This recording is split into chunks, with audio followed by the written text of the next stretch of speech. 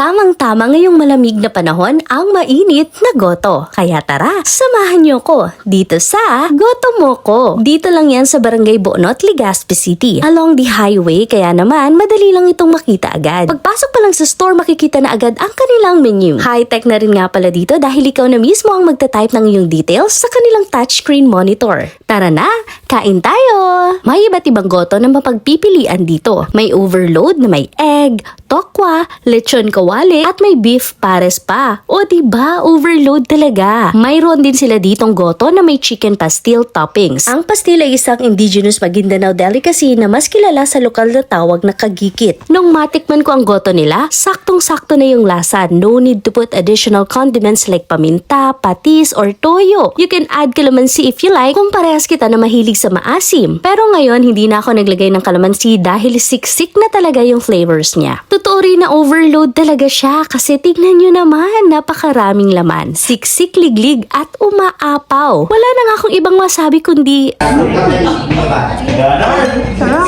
at hinigop pa nga dahil wala na talagang masasayang hanggang dulo, malinamnam.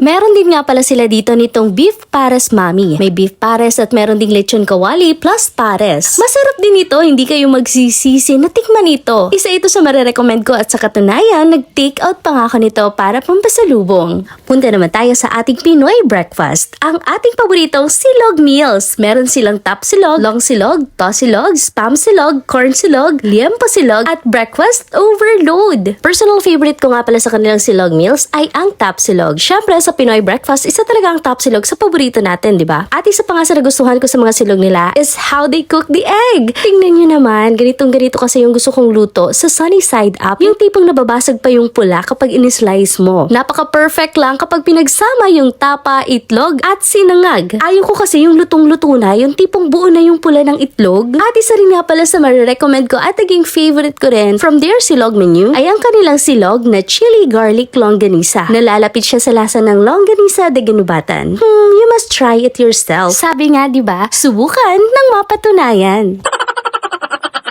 Isa rin sa nagustuhan ko sa Goto Moko Legazpi branch ay ang kanilang napakagandang wall design kung saan tampok ang mga pinagmamalaking landmarks ng Albay. Syempre, nariyan ang Bulkang Mayon, Cagsawa Ruins, at Daraga Church. At syempre, nariyan din ang mga pagkaing tatak Bicol. Nariyan ang Bicol Express, Pinangat, Buko, Sili Olada, at Pili Nuts. Kasi nga they like to highlight the culture and tradition ng mga lugar kung saan nakatayo ang branch ng Goto Moko. O diba, Pinoy na Pinoy. Available nga pala ang Goto Moko sa Food Panda, Grab Food, at www.gotomoko.co. Ano pang hinihintay nyo? Subukan nyo na, lalo na ngayong swak na swak ito sa malamig na panahon. Yun lang! Salamat tunon!